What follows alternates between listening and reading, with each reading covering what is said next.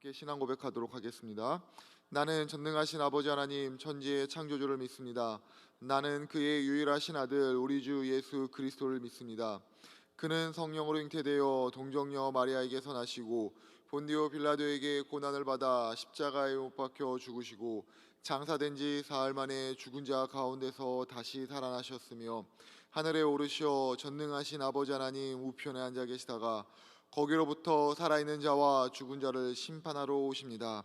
나는 성령을 믿으며 거룩한 공교회와 성도의 교제와 죄를 용서받는 것과 몸의 부활과 영생을 믿습니다.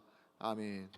오늘 새벽에 선포되어질 하나님의 말씀은 에스겔 43장 6절부터 12절까지의 말씀입니다. 구약성경 에스겔 43장 6절부터 12절까지의 말씀을 함께 교독하도록 하겠습니다.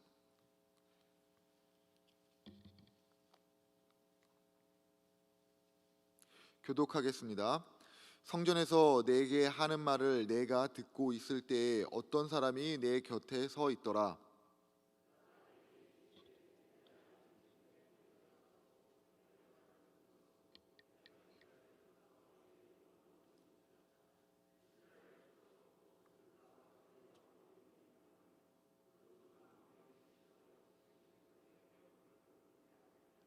그들이 그 문지방을 내 문지방 곁에 두며 그 문설주를 내 문설주 곁에 두어서 그들과 나 사이에 겨우 한 담이 막히게 하였고 또 그 행하는 가증한 일로 내 거룩한 이름을 더럽혔으므로 내가 노하여 멸망시켰거니와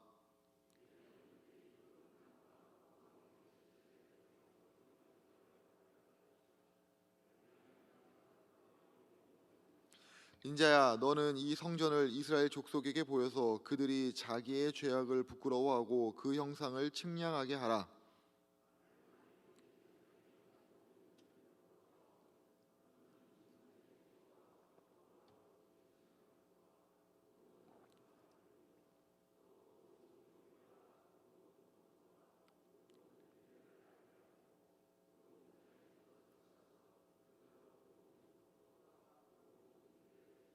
함께 읽겠습니다. 성전의 법은 이러하니라. 산 꼭대기 지점의 주인은 지극히 거룩하리라. 성전의 법은 이러하리라. 아멘. 우리 앞뒤 자고 계신 성도님들과 이렇게 인사하도록 하겠습니다. 하나님 우리와 함께 하십니다. 서로 인사합니다. 하나님 우리와 함께 하십니다. 하나님 우리와 함께 하십니다. 오늘은 하나님의 거룩을 위한 하나님의 노력, 하나님의 거룩을 위한 하나님의 노력이라는 제목으로 하나님 말씀 증거하도록 하겠습니다.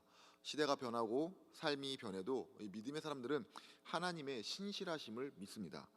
이는 하나님은 변치 않으시는 우리의 믿음의 대상이 된다라는 그 고백입니다. 하나님은 왜 변치 않으실까요? 하나님이 변하시지 않는다라고 하는 그 부분에는 하나님의 능력과 연결되어 있습니다. 바로 하나님께서는 무엇이든 하나님 마음대로 할 수 있다라고 하는 그 전제 아래서 하나님은 변치 않습니다라고 우리가 고백을 하는 겁니다. 그렇기 때문에 우리 믿음의 사람들은 하나님의 변하지 않음에 대해서 또 다른 고백으로 하나님은 전능하십니다라고 고백을 하게 되는 겁니다. 그런데 무엇이든 하실 수 있는 하나님께서 무엇인가를 노력한다라고 하는 것, 이것은 모순입니다. 하나님은 그러나 실제로 노력을 하십니다. 이 하나님의 노력은 사람의 개념에서 자신의 능력치를 끌어올리는 그런 노력과 다른 차원의 노력입니다. 무엇을 말할까요? 하나님께서 스스로 하시는 그 일들, 하나님께서는 하나님의 일을 하나님 스스로 이루어 가신다라는 그 표현입니다. 다시 말해서 하나님의 노력은 하나님의 일을 이루기 위한 하나님 스스로의 열심입니다. 하나님의 열심을 부르는 또 다른 표현이 바로 은혜입니다. 만약에 하나님께서 노력하시지 않으신다면은, 하나님께서 역사를 이루어 가지 않으신다면은 이 땅에는 하나님의 역사가 나타나지 않습니다. 나아가 하나님의 노력이 없다면은 하나님께서 이 땅을 위해서, 아니 이 땅을 살아가고 있는 모든 사람들과 또 믿음의 자녀들을 위해서 약속하신 것들, 그것들을 이행하시는 것이 무엇인지를 우리는 전혀 알 수가 없습니다. 사람은 하나님을 스스로 알 수 있는 존재가 아닙니다. 하나님 자신이 우리에게 하나님을 보여주셔야 우리는 하나님을 알 수 있습니다. 하나님께서 우리에게 하나님을 보여주셔야 아는 것처럼 하나님께서 하나님의 역사를 우리 가운데 나타내시지 않으신다면은, 다시 말해 하나님께서 열심을 가지고 하나님의 열심을 우리에게 실천하지 않으신다면은, 우리는 하나님의 은혜가 무엇인지, 하나님께서 이 땅 가운데 베푸시는 그 약속은 무엇인지를 전혀 알지 못한다는 겁니다. 우리가 함께 읽은 이 본문에 이러한 하나님의 열심이 담겨져 있습니다. 에스겔은 여호와의 영광이 임하는 성전을 보게 되었습니다. 하나님께서 성전에 임하는 그 영광은 하나님의 영의 인도를 받아서 보게 되는 겁니다. 에스겔은 이제 자신을 성전으로 인도하는 그 하나님의 영에 의해서 자기 자신에게 들려오는 그 소리를 듣게 됩니다. 6절 말씀입니다. 성전에서 내게 하는 말을 내가 듣고 있을 때에 어떤 사람이 내 곁에 서 있더라.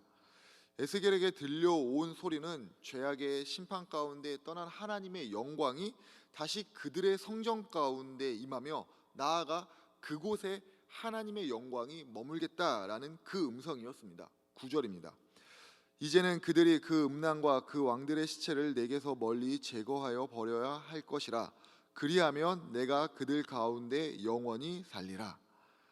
하나님께서 다시 성전에 찾아오시고 머물겠다라고 하는 이 말씀 가운데는 비록 그들의 죄악에서 멀어져야 한다라는 조건이 붙긴 했지만, 이전의 죄악으로 인해서 또 하나님의 심판 가운데 하나님께서 떠나셨던 것을 생각해 보면은, 하나님께서 다시 그들에게 임하겠다, 내가 너희를 다시 찾아가겠다, 그곳에서 영원히 머물겠다라고 하는 이 말씀은 정말 놀라운 일입니다. 그런데 이보다 더 놀라운 사실이, 다시 성전으로 찾아와 다시 그곳에 머물겠다라고 하는 이 하나님의 말씀이 선포되는 시점에 이스라엘 백성들이 죄를 회개했다는 그 사실이 발견되지 않는다는 겁니다. 조금 더 설명을 하자면은, 이스라엘 백성들이 지난 시간 하나님의 영광이 떠나게 했던 그들의 죄악에 대해서 회개를 했는지 안 했는지 모르는 상황 가운데 하나님께서 그들 가운데 다시 임하시겠다라고 말씀하시고 있는 겁니다. 성경을 조금 안다면은 하나님께서 지금 이스라엘 백성들한테 하시고 있는 이 말씀이 얼마나 놀라운 말씀인지 알게 됩니다. 왜 그럽니까? 하나님의 말씀인 성경을 통해서 우리가 확실하게 알게 되는 하나님은 거룩하신 하나님이십니다. 하나님은 세상과 같지 않은, 세상과 구별되어 있는 거룩한 분이시기 때문에 거룩하지 않은 곳에는 절대로 임하시지 않습니다. 그런데 본문에는 이스라엘 백성들이 자신들의 죄악, 지난 과거에 대해서 회개를 했는지 안 했는지를 현 시점에서 알 수가 없습니다. 죄를 떠나 거룩함의 조건을 갖추고 있는지 아닌지를 현 시점에서는 알 수가 없습니다. 그럼에도 불구하고 하나님께서는 이스라엘 백성들 가운데 다시 찾아가 내가 너희들 가운데 임하겠다라고 말씀하십니다. 하나님께서 먼저 찾아가고 그들 가운데 임하겠다라는 거, 이거 정말 놀라운 사실입니다. 혹시 하나님께서는 이번 본문에서만, 여기에서만 예외적으로 죄가 있음에도 불구하고 내가 이곳에 임하겠다라고 말씀하시는 걸까요? 아닙니다. 만일 하나님께서 자신의 거룩함을 버리는 예외를 인정하게 된다면은 하나님의 또 다른 성품인, 또 다른 속성인 하나님의 완전함이 깨지게 됩니다. 쉽게 말해서 하나님의 임재가 있는 곳에는, 하나님께서 찾아가시는 그곳에서는 하나님의 성품, 여러 가지 성품들이 단 하나도 대치가 되어서는 안 된다는 겁니다. 거룩하신 하나님께서 자신의 거룩함이 깨지지 않는 곳에 임하시게 되는데, 거룩하신 하나님이 지금 이 순간만 예외적으로 인정하신다? 그러면은 하나님은 스스로가 거룩하심을 포기하는 것이고 하나님의 완전함을 포기하게 되는 겁니다. 하나님은 거룩하지 않은 곳 가운데 결코 머물지 않으십니다. 그럼 본문에서 말하는 것이 도대체 무엇입니까? 혹시 사랑하는 성도님들, 구약, 신약, 이 성경을 표현하는 이 말의 의미를 알고 계십니까? 구약은 오래된 약속입니다. 신약은 새로운 약속입니다. 성경은 하나님의 약속입니다. 하나님의 약속인 성경에서는 하나님께서 우리 사람에게 자신의 생각이 무엇인지를 보여주시고 있습니다. 나아가 하나님의 사랑과 하나님의 자녀로서 누리게 되는 그 은혜는 무엇인지를 말씀해 주시고 있습니다. 그리고 모든 하나님의 말씀이 반드시 성취가 된다라고 약속을 하셨습니다. 하나님께서 우리에게 하신 약속이 이행이 될 때는 조건이 필요합니다. 하나님의 생각, 그리고 하나님의 마음, 그리고 하나님의 기준 가운데 우리 사람이 그에 합당한 행동을 해야 되는 겁니다. 그런데 놀라운 것은 하나님께서는 우리에게 약속을 이행하실, 우리가 하나님의 약속을 성취할 조건이 되어 있는지 안 되어 있는지 따지지 않으십니다.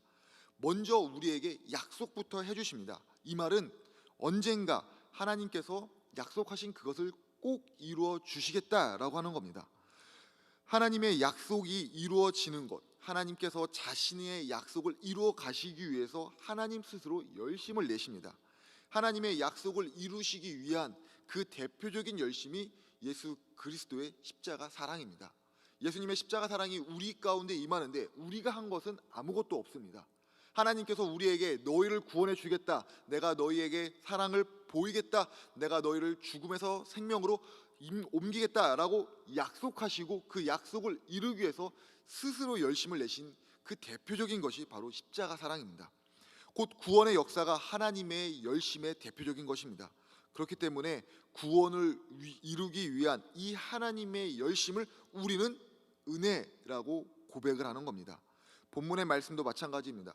하나님께서 이스라엘 백성들에게 임재하시겠다라고 하는 것은 죄악이 머물러 있는 곳에 임재하시겠다라는 것이 아니라 약속해 주시는 겁니다. 너희들의 죄악이 사라지면은, 너희들이 내 앞에 회개하면은, 너희들이 죄에서 돌이켜서 나의 거룩함을 따르게 될 때 내가 너희들 가운데 임하겠다라고 약속을 하시고, 그 약속을 이루시기 위해서 하나님께서 스스로 열심을 내셔서 그들이 죄악으로부터 돌이킬 수 있게끔 하시겠다라는 그 말씀입니다. 하나님은 거룩하신 분입니다. 거룩하신 곳 가운데 임하십니다. 그러나 우리 스스로가 거룩할 수 없기 때문에 그 거룩함을 이루는 조건조차도 하나님께서 열심으로 이루어가고 계십니다. 오늘 이 은혜가 우리 가운데 임했다는 것을 깨닫고 그 은혜 가운데 감사하는 우리 모두가 되시길 주님의 이름으로 부탁을 드립니다. 하나님께서는 거룩하신 분이시기 때문에 거룩한 곳 가운데 임하십니다. 그리고 또 다른 이유, 하나님이 임하시는 그 이유는 하나님이 임재하시는 그곳을 하나님의 거룩한 보좌, 하나님의 처소로 삼으시기 때문입니다. 7절 말씀입니다. 그가 내게 이르시되 인자야, 이는 내 보좌의 처소, 내 발을 두는 처소, 내가 이스라엘 족속 가운데 영원히 있을 곳이라. 약속이 실현되기 위해서 이스라엘 백성들이 해야 될 것이 있다면은 바로 하나님의 말씀을 듣고 믿고 따르는 겁니다. 자신들의 죄를 회개하고 하나님의 은혜를 구하는 겁니다. 하나님의 영광이 이스라엘 백성들로부터 떠나게 된, 하나님의 영광이 떠날 수밖에 없었던 그 죄악이 무엇입니까? 바로 우상 숭배입니다. 하나님이 계심에도 불구하고 이스라엘 백성들은 하나님을 믿지 못하고 우상들 가운데 자기의 마음이 빼앗겨서 죄악을 저질렀습니다. 아니, 더 솔직히 말씀드리면은 이스라엘 백성들은 하나님보다 우상을 의도적으로 더 사랑하는 죄악을 범했습니다. 한 가지 더 생각해봐야 될 것, 더 중요하게 생각해봐야 될 것이 무엇이냐면은 이스라엘 백성들이 우상을 섬겼던 장소입니다. 물론 이 당시에 이스라엘 백성들은 생활 곳곳에 우상이 만연해 있었습니다. 그런데 이들이 더 심각하게 우상을 섬겼던 곳이 어디냐? 바로 성전입니다. 이스라엘 백성들은 하나님의 처소, 하나님이 영원히 머무실 성전에서 아무렇지도 않게 우상을 섬겼습니다. 이들에게 성전은 하나님이 계신 곳, 하나님을 만나야 되는 곳, 하나님의 뜻 가운데 내 자신을 맞춰야 되는 그곳이 아니라 그저 자신들의 조상으로부터 받은 그 신앙을 지켜야 되는 전통적인 장소에 불과했습니다. 자신의 신앙을 이어가는 장소에 불과했습니다. 지금 우리가 살아가고 있는 이 시대는 이 부분을 주목해서 봐야 됩니다. 성전이라고 하는 곳을 건물로서만 이해한다면 성전에서는 그 어떤 일을 해도 무방하다라고 생각할 거기 때문입니다. 하지만 성전이라고 하는 것, 우리의 신앙을 지켜내는 장소라는 그 건물로서만 의미를 가지고 있지 않습니다. 거듭드리는 말씀이지만 성전은 예수 그리스도를 자신의 마음 가운데 구주로 모신, 자신의 마음 가운데 예수님을 주인으로 모신 성도 한 명 한 명의 모임입니다. 우리가 주님의 성전입니다. 코로나 시대를 지나면서 성도 수가 약 20% 정도 감소되었다라고 합니다. 평균적으로 20%를 말하는 것이지, 이 20%의 수치를 개 교회에 적용시킨다면은 성도가 많이 있는 교회, 성도님들이 많이 계신 교회 가운데는 조금의 충격에 불과하겠지만은, 성도가 적은 교회, 성도님들이 적은 교회, 적은 어떤 교회는 교회의 존폐를 생각해야 되는 아주 위험한 상황 가운데 있다는 것을 우리는 알 수 있습니다. 문제는 이런 위기의 상황이 포스트 코로나, 곧 코로나 시대가 종결되면 같이 종결되느냐? 아니라는 겁니다. 학자들은 지금의 교회를 떠난 20%의 성도들이 다시 교회로 돌아오는 일은 없을 것이고, 돌아온다라고 하여도 시간이 매우 오래 걸릴 것이다 라고 이야기합니다. 암담한 현실이 우리 앞에 펼쳐진다는 겁니다. 하지만 우리는 알고 있습니다. 위기는 곧 기회입니다. 지금의 위기가 기회가 되려고 하면 어떻게 됩니까? 공통적으로 말하는 것이 있습니다. 본질에 집중해야 된다는 겁니다. 교회가 세상 가운데 존재하는 이유가 무엇인지, 교회의 사역을 왜 하고 있는지, 지금 시대의 변화된 패러다임 가운데 본질에 집중하는 모습은 무엇인지에 대해서 교회 스스로가 끊임없이 질문하고 그에 대한 답변으로 세상의 것을 찾는 것이 아니라 성경적인 답을 찾고 그 성경 가운데 집중할 때 지금의 위기는 기회로 변화가 될 것이다 라고 하는 겁니다. 본질이 중요하다는 겁니다. 교회의 본질은 우리가 교회라는 겁니다. 곧 저를 비롯한 우리 성도님 한 분 한 분이 모두 예수 그리스도를 마음의 주인으로 모시고 살아가고 있는 거룩한 교회라는 이 사실을 깨닫는 것이 성경에서 말하는 교회의 본질입니다. 이 사실을 늘 기억해야 됩니다. 그렇기 때문에 교회가 거룩해야 된다, 교회가 변화되어야 된다, 교회가 본질 가운데 더욱더 집중되어야 된다라고 하는 것은 우리와 상관없는 다른 사람의 이야기라는 것이 아니라 예수 그리스도를 마음 가운데 구주로 모시고 살아가겠다고 결단하는 우리 모두에게 해당하는 말씀입니다. 우리 자신이 교회라는 사실을 믿고 받아들일 때, 주님의 거룩하심을 닮아가려고 노력할 때 하나님의 임재가 우리 가운데 이루어지게 됩니다. 지금 하나님께서는 우리에게 임하시려고 약속하셨고 그 약속을 이루시기 위해서 열심으로 노력하고 계십니다. 나를 구원하기 위해서, 내게 은혜 주시기 위해서 하나님은 지금도 열심으로 노력하고 계십니다. 그렇기 때문에 우리가 그 하나님의 노력을 깨닫고 그 은혜를 받아들일 수 있도록 하나님께 더욱더 우리의 초점을 맞춰 드려야 됩니다. 하나님의 열심을 경험할 수 있도록 내 자신을 하나님께 내어 드려야 됩니다. 나아가 하나님의 열심을 닮아서 우리 역시도 열심을 내어야 됩니다. 가장으로서, 가정에서, 직장의 구성원으로서, 또한 대한민국의 국민으로서, 나아가 지구촌 공동체의 일원으로서 지금 우리 삶 가운데 맡겨져 있는 그 일, 내가 할 수 있는 일, 하나님께서 오늘이라는 시간 가운데 주신 그 일들 가운데 나태하게 보내서는 안 됩니다. 열심으로 주님을 닮아가야 됩니다. 오늘 우리에게 주신 은혜를 위해, 은혜를 경험하기 위해 오늘이라는 삶을 주신 그 은혜 가운데 하나님을 더욱더 바라보십시오. 하나님을 닮아 우리의 삶 가운데 열심을 내십시오. 나는 나이가 많아서 나는 이제는 안 돼 라고 말하는 것이 아니라 하나님께서 내게 허락하신 것, 우리가 할 수 있는 그 은혜의 방편의 일들 가운데 열심을 다하시는, 그래서 하나님의 임재 가운데 감격으로 주님 앞에 나아가는 우리 모두가 되시길 주님의 이름으로 부탁을 드립니다. 하나님께서는 에스겔에게 보여주는 환상을 통해서 성전의 본질, 곧 거룩한 성전, 믿음의 성도들이 거룩한 성전이 되어야 되는 그 이유에 대해서 말씀하십니다. 거룩한 성전은 건물이 아니라 예수 그리스도를 주인으로 삼은 모든 믿음의 성도들 한 명 한 명이고, 또 우리가 거룩해야 되는 그 이유는 그 성전 가운데 거룩한 하나님이 임재하시기 때문입니다. 믿음의 성도가 하나님의 속성인 거룩함이 없다면 그곳에 하나님의 임재하시지 않는다는 것을 기억해야 됩니다. 이어서 하나님께서는 이스라엘 백성들이 실제적으로 거룩하게 되는 법이 무엇인지를 말씀해 주고 계십니다. 10절, 11절 말씀입니다. 인자야, 너는 이 성전을 이스라엘 족속에게 보여서 그들이 자기의 죄악을 부끄러워하고 그 형상을 측량하게 하라.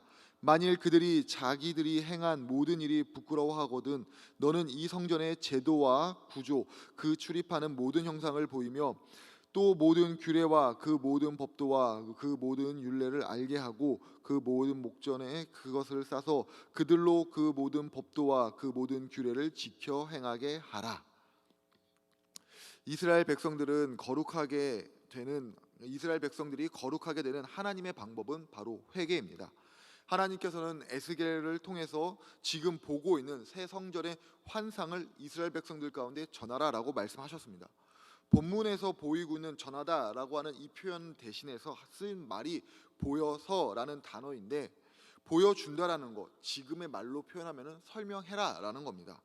곧 하나님께서는 에스겔 선지자를 통해서 지금 에스겔 네가 보고 네가 측량한 것들을 이스라엘 백성들한테 가서 설명해라고 말씀하시고 있는 겁니다. 하나님의 거룩함, 성전의 그 거룩함에 대해서 자신의 입으로 전달하라라고 하는 겁니다. 왜 하필 하나님께서는 이 하나님의 거룩함을 전하는 데 있어서 입으로 전하게끔 하셨을까요? 하나님이시라면은, 우리가 앞에서 살펴봤던 것처럼 전능하신 하나님이시라면은 입에서 입으로 옮겨지는 것이 아니라 직접 하나님께서 들려주실 수도 있고 직접 하나님께서 보여주실 수도 있는데, 그런 다른 방법이 아니라 콕 집어서 입에서 입으로 전달하라. 왜 이 방법을 선택하셨을까요?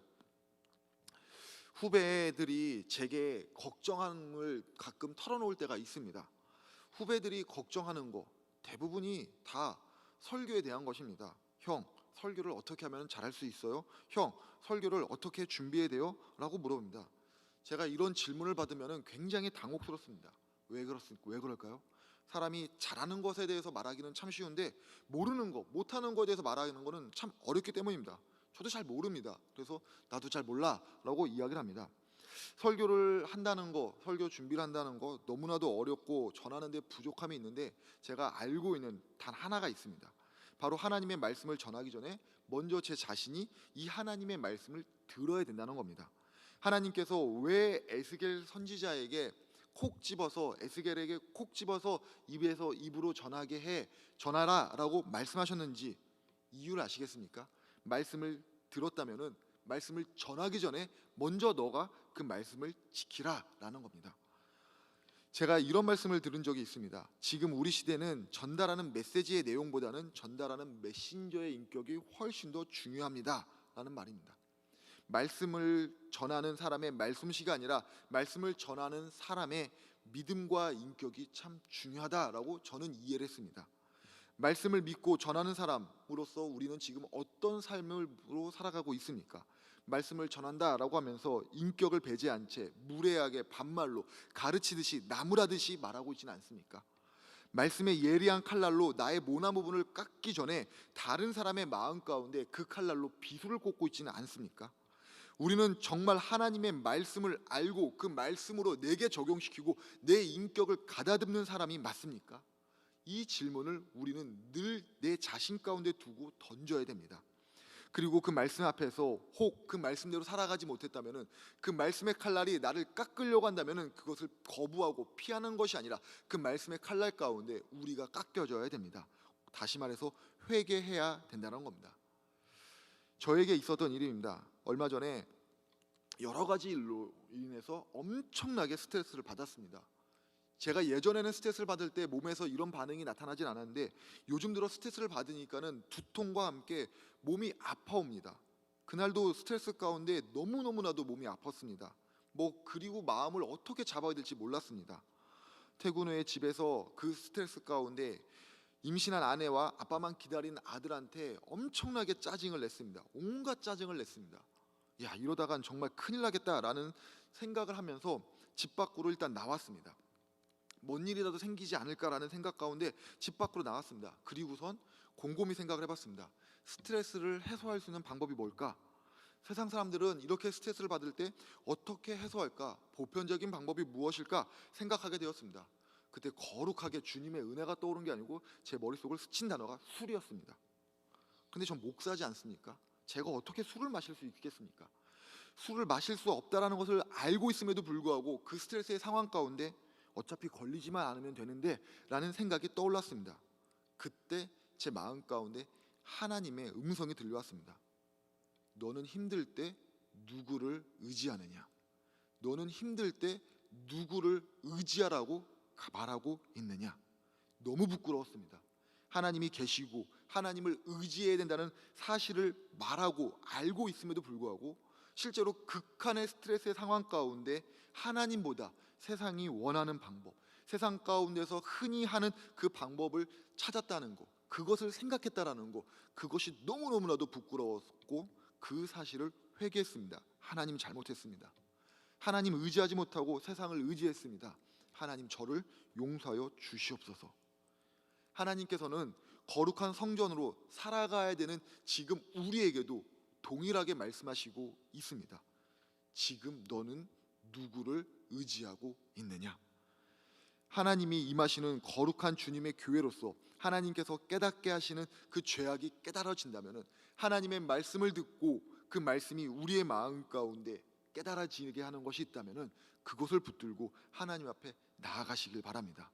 혹 그것이 죄악이라면 두려워하지 말고 하나님 앞에 회개하십시오. 죄악으로 하나님과 우리 사이가 깨진 상태 가운데 머물러서 고통 가운데 있는 것이 아니라 예수 그리스도의 십자가 은혜 가운데 그 십자가 은혜 앞에 엎드려 살려달라고 외치며 주님의 그 평안을 누리는 우리 모두가 되시길 주님의 이름으로 부탁을 드립니다.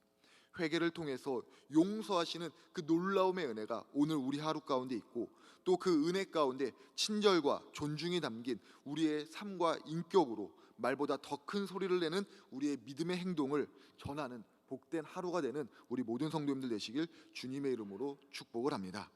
주님 우리와 함께 하십니다.